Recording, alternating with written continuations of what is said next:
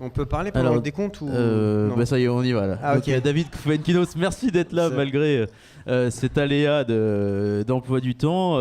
Nous sommes très très contents de discuter avec vous aujourd'hui parce que votre dernier livre, Le Mystère Henri Pic, est un livre savoureux. Merci. Savoureux car c'est l'histoire d'une escroquerie littéraire, l'histoire d'un bibliothécaire breton qui crée un espace dans sa bibliothèque pour les livres refusés par les éditeurs. Et là-dessus, une éditrice et son amoureux d'écrivain tombent sur le livre, le font éditer et c'est parti pour un grand succès littéraire. Et finalement, on croise toutes les figures du petit monde littéraire, on sent qu'il y a à la fois de la tendresse, mais aussi beaucoup d'ironie dans vos mots. Alors, pourquoi vous avez choisi d'écrire ce livre sur justement ce monde littéraire que vous connaissez bien et que vous avez côtoyé maintenant depuis quelques années? C'est vrai que je parle du milieu littéraire, mais moi, j'ai pas du tout décidé d'écrire sur le milieu littéraire. C'est vrai que ce livre-là, c'est le destin incroyable d'un manuscrit, et j'avais vraiment besoin que ça se passe dans un cadre réaliste. Donc, c'est vrai qu'on croise des gens du milieu littéraire, des journalistes, des éditeurs, mais pour moi, c'est pas le sujet principal. C'était nécessaire à mon histoire.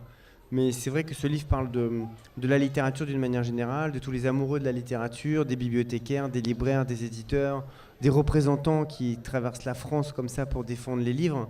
Et c'est un livre qui parle aussi de l'amour de la littérature. Mais le point de départ, c'est une vraie bibliothèque qui existe aux États-Unis et maintenant au Canada, qui s'appelle la Bibliothèque des livres refusés, un endroit où tous les écrivains qui ont des manuscrits, qui ne trouvent pas d'éditeur, qui n'ont pas trouvé preneur, qui sont orphelins un peu comme ça de l'édition, peuvent aller déposer comme dans une sorte de refuge littéraire leurs manuscrits.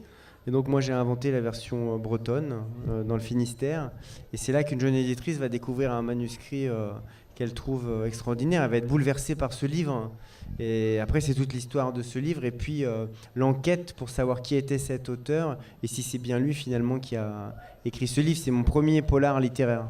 Oui, c'est vrai. Et est-ce qu'il y a aussi une petite volonté d'écrire un peu les emballements autour d'un livre?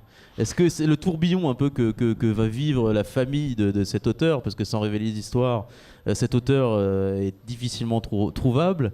Est-ce qu'il y avait aussi cette volonté de montrer le tourbillon dans lequel on peut être... Oui, mais c'est pas forcément contemporain. C'est vrai qu'on a beaucoup dit sur certains articles que je parlais de notre époque, mais je crois qu'on a toujours eu l'excitation autant du roman que du roman. Et je raconte plein d'exemples comme ça dans mon livre où on aime les histoires autour des écrivains ou des artistes d'une manière générale. Et c'est vrai qu'en ce qui concerne ce roman-là, quand la jeune éditrice découvre ce livre, elle enquête pour savoir qui était cet homme, Henri Pic.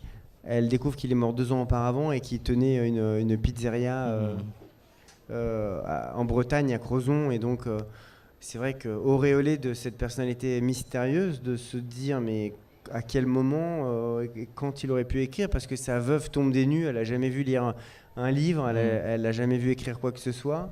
Et donc le succès du livre est aussi lié à la personnalité absolument mystérieuse et étrange de Henri Pic, jusqu'au moment où certaines personnes vont commencer à se demander si c'est vraiment lui qui a écrit ce livre ou si c'est pas un coup à la Romain Gary ou quelque chose comme ça, quoi.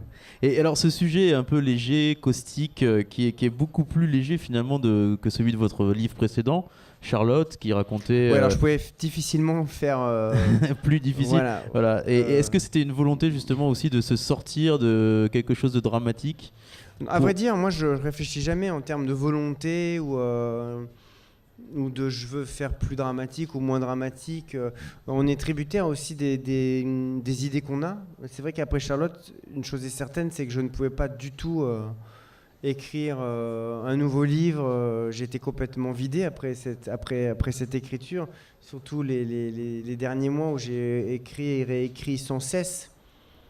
Et puis après, j'ai accompagné tellement ce livre qui était vraiment important pour moi. Et c'est vrai que j'ai pas écrit pendant 1 an, ce qui était la première fois de ma vie littéraire. Et je me disais pas, tiens, si j'écris un nouveau livre, il sera comme ci ou comme ça. J'avais pas d'idée jusqu'au moment où je suis tombé sur cette histoire de bibliothèque des livres refusés que je trouvais absolument poétique et qui me touchait.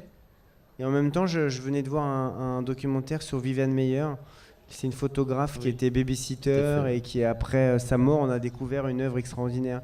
J'aimais bien l'idée, voilà, les deux sont arrivés à ce moment-là et le livre est parti. Mais j'avais sûrement envie, en tout cas en écrivant, et les articles ont beaucoup parlé, que je renouais avec la délicatesse ou des livres comme Je vais mieux, parce que j'avais envie que ce soit un livre qui soit amusant à lire. Ouais. Et aussi, c'était la première fois que je m'essayais à un livre qui repose sur une intrigue. Et je suis très heureux que les lecteurs soient surpris par la fin. Tout à fait. Et globalement, vous êtes, moi je trouve dans vos livres, un peintre un peu de l'intime, des sentiments. Et c'est vrai dans Henri Pic, mais aussi dans vos autres ouvrages. Il y a toujours une réflexion un peu sur le couple, sur le sens de la vie, sur la vacuité de la vie. Même dans Lennon, finalement, quand vous aviez mis John Lennon sur un divan de psychologue. Et moi j'y vois une certaine ironie et je me demandais pourquoi vous choisissiez l'ironie pour parler des choses de la vie. Oui, c'est vrai en fait, pour moi c'est une ironie tendre. Parce que j'aime bien avoir un rapport d'empathie, en tout cas de proximité avec mes personnages. Mais en tout cas, là où vous avez raison, c'est que même si ce livre, l'intrigue principale demeure comme ça, l'enquête autour de ce manuscrit, de la découverte de ce manuscrit, et puis la personnalité énigmatique de l'auteur. Ce qui m'intéressait, puisque tout à l'heure je évoquais que c'était un livre sur l'amour de la littérature et des gens qui aiment les livres, j'avais envie que le livre de Henri Pic ait des répercussions dans la vie des lecteurs. Et c'est vrai que c'est un livre qui parle de les dernières heures d'une histoire d'amour, qui parle de la fin d'un couple. Et c'est vrai que beaucoup de lecteurs vont eux-mêmes, après avoir lu le livre, être amenés à se poser des questions. Et c'est vrai qu'il y a du coup, parallèlement à la trame, à l'enquête de mon livre, il y a comme ça des petites histoires qui sont bouleversées et qui ramènent à des histoires de couple, c'est vrai. Merci beaucoup, merci beaucoup David Fuenquinos, d'être resté et de nous J'ai avoir mon cousin qui se marie, parlé de j'y vais, ce livre qui est un livre vraiment savoureux. Merci beaucoup. Lisez-le, vous allez vraiment passer un moment. Moi j'ai lu ça en une nuit. Et c'est un beau compliment, ça. Vraiment super moment de lecture et de littérature. Beaucoup, hein. Merci à vous. C'était un plaisir. Et à demain. Et à demain. Je reviens demain après-midi. Voilà. Vous pouvez revoir David demain et parler avec lui, le rencontrer. Merci à vous. N'hésitez pas.